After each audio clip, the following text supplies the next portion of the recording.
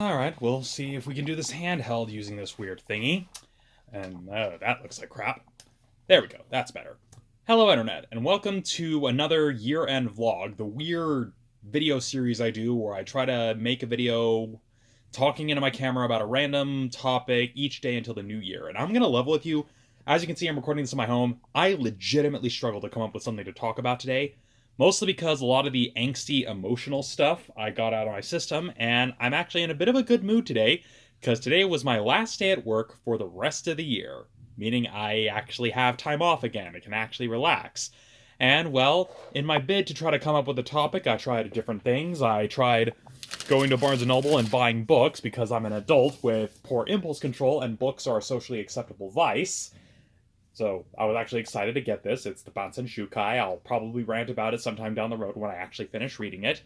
And then, when that didn't jar any ideas, I then decided to make the ice cream that I prepared for Christmas but never got to serve to my relatives because there just wasn't enough time. And so I threw it into my creamy, and I have been drowning my sorrows. But when I realized it wasn't really Star Wars, I decided, you know what? These vlogs aren't meant to always be angsty, so let's talk about something fun. And that's why I'm standing in front of my, well, shelves of stuff. As you can see by the giant Ranger helmet behind me and the Criterion Collection of Godzilla, ignore the Tonberry. Anyone who knows me personally knows that I am a huge fan of tokusatsu, shows like Kamen Rider, Ultraman, and Super Sentai. So that's what I wanted to talk about today. So I'm gonna set this down so I can actually gesticulate with my hands here. Now, as anyone who's been following the Toku world this past year will know, we are coming upon the end of the Super Sentai franchise. Now, for those of you who don't know, Super Sentai is the long-running live-action special effects series starting way back in 1975 with Himitsu Sentai Gorenja, and running all the way to now with its final season, number 1 Sentai Gojuja. Those of you who aren't familiar with Super Sentai will probably recognize the giant Ranger helmet, because Super Sentai in 1993 then got adapted as Mighty Morphin Power Rangers, which adapted the season Kyoryu Sentai Jurenja, and the rest is history. And as we all know, Power Rangers as we know it ended with Cosmic Fury a few years ago, and now Super Sentai itself is coming to an end. A lot of people have been talking about how Hasbro buying Power Rangers killed Super Sentai, but when you look at a lot of the interviews that have been coming out of Japan, specifically with people at Toei, discussing why they're putting Super Sentai on hiatus, there were a few aspects of it that a lot of people tend to be overlooking as they focus on the whole Hasbro killed Super Sentai, Hasbro is killing Power Rangers. And, well, I'm going off of memory here, since I can't actually look it up, since I'm using my phone to record.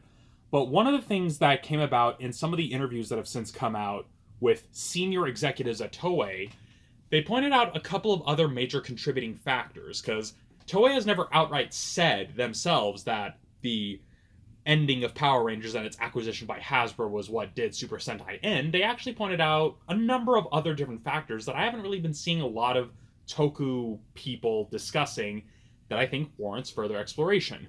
One of the things that they talk about that led to them deciding to put Super Sentai on ice was the advent of streaming.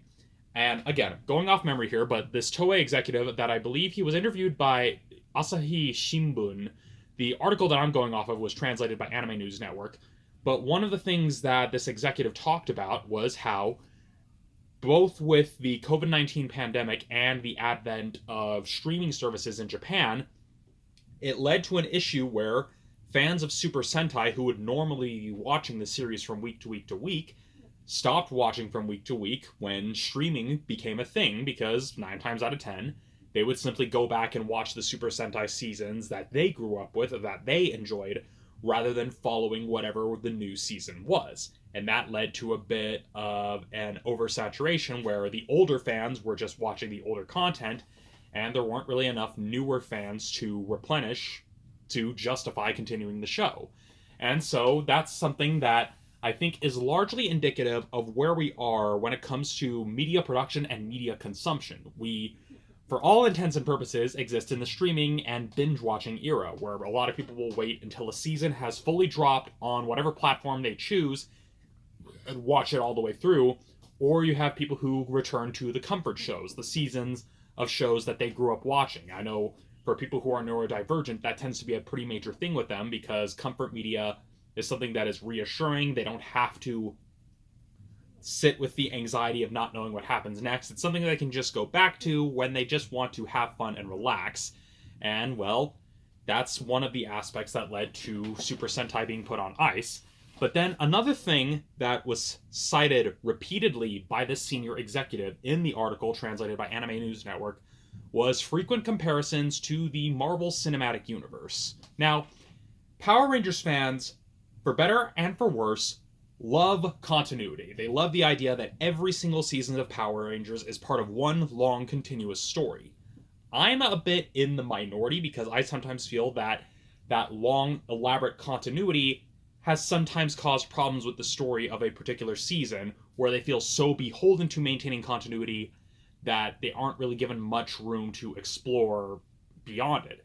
Probably the few outliers to this would have to be shows like RPM and Beast Morphers, where they kind of establish, okay, we have different dimensions. And I think even Dino Charge does it to a certain extent. I haven't seen Beast Morphers or Dino Charge. I've only seen a little bit of RPM. But the point still stands. When the show decides, hey, let's just not worry about the continuity, they have a little bit more freedom. They're able to do some more interesting things. Whereas when you have episodes that are so devoted to continuity, you end up with stuff like Forever Red. Again, it's a perfectly serviceable episode of Wild Force. For those of you who don't know, Forever Red was the 10-year anniversary season of Power Rangers as a whole, so they brought back all the Red Rangers at the time that they could get, and brought them to I think it was back when they were shooting partially in California or partially in New Zealand. That was a weird era. But with Forever Red, you kind of run into an issue where there was like a fake Power Rangers season that was meant to bridge the gap between Zeo and Turbo, and then one of the people behind that, Amit Bhawmik, became a writer on the show proper. And again, nothing against the guy personally, but when you look at some of his pitches for later seasons of the show, when you look at stuff like Power Rangers Hexagon or Power Rangers Cybercore, which was his adaptation idea for Go Buster, you see the problem with being so caught up in continuity and so caught up in fan service that you're forgetting that you're not really that you need to tell an original story. Whereas by contrast, Super Sentai has no real set continuity, or at least it didn't until Gokaiger. For those of you who don't know, Kaizo Sentai Gokaiger, it was pirate themed, but it was the 35th anniversary theme. It was the 35th anniversary, so the big gimmick was them having a changer that allowed them to transform into past Sentai members. And that was kind of the big gimmick, and that was what they tried to replicate in Super Mega Force, that much of a disaster that was. And with Gokaiger, they basically established that the Gokaigers exist in a universe where all of the Sentai teams exist. Whereas prior to that, all of the teams were essentially treated as separate, with only a few exceptions. Prior to Gokaiger, the only two Sentai seasons that were actually directly connected were Denji Man and Sun Vulcan. And then after Gokaiger, they tried establishing some other connections. I know Zenkaiger and Don Brothers are directly connected. But point being, prior to Gokaiger, Super Sentai never really cared about continuity. But they figured, well, it's the anniversary season, and we had this major earthquake that inhibited production, so let's have a little bit of fun. Now, bringing it back to this interview with this Toei executive, they looked at the success of the Marvel Cinematic Universe, this idea of this franchise of interconnected movies, this interconnected universe, and thought, hey, we can do that, or hey, we should do that.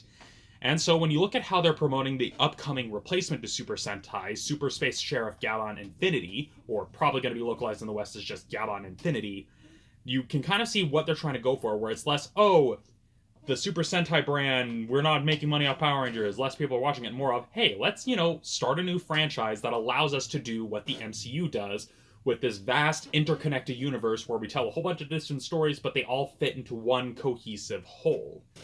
And I'm not saying that there's any one factor to the decision to end Super Sentai, because there are a lot of different factors that go into play, and Super Sentai is one of those series that narrowly avoided ending multiple times, partially being saved by Power Rangers, partially being saved by other stuff. But when it comes to the decision to end Super Sentai, people who are kind of pointing to Hasbro's acquisition of Power Rangers and saying that that's what killed Super Sentai, I feel they aren't quite seeing the whole picture.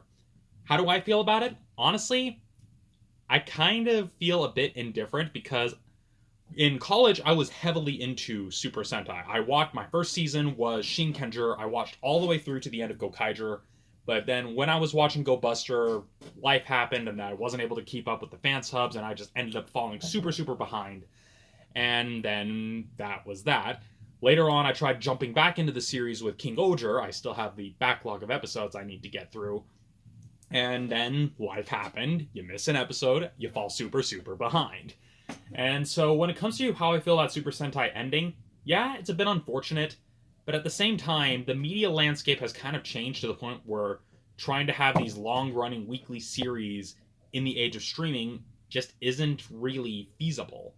And Toei is starting to realize this when you realize the simulcast agreement they signed with Shout Factory for Kamen Rider Zets. And they realize, okay, well, we have this Western fan base that is going to be streaming our shows regardless, so let's actually do it in a way where we can actually make money off of it. But then it's also a case where, okay, well, clearly this same formula that we've been doing over and over again has run its course, especially now that we're in the age of streaming where people are going to be watching their comfort shows of this particular franchise. It's kind of one of those things where I can see all the different reasons why they think, okay, let's maybe, put it on the ice for at least a little bit and try something different. And I'm personally kind of excited to see what we get with Gyaban Infinity. I've only seen snippets of the original Gyaban, so my hope is that they at least make it approachable to new fans and don't anchor itself so much to the continuity of the prior shows. But given that they're calling it Project Red or Record of Extraordinary Dimensions, it could very well be linked to it, but probably in a way where the audience will hopefully not be expected to do as much homework. So, yeah, that was me gushing about a random topic for today's year-end vlog. And since I actually have time off for the rest of the year, I'll probably come up with even more crazy things to talk about. So until then, I will see you all next time, ideally tomorrow, for the next year-end vlog.